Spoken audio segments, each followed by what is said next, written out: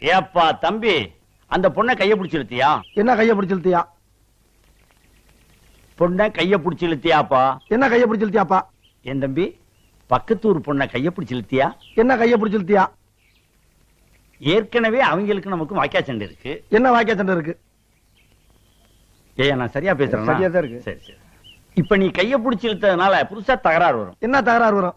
ஏயா, நான் சரியா பேசுறேன்னா? ரொம்ப கரெக்ட். கரெக்ட். ஊரை விட்டுரு. என்ன ஊரை விட்டுரு? பொண்ணை கைய பிடிச்சு இழுத்தியா? என்ன கைய பிடிச்சு இழுத்தியா?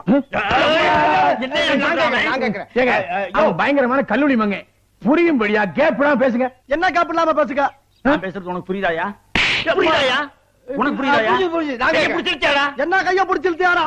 இருடா, என்ன இருடா?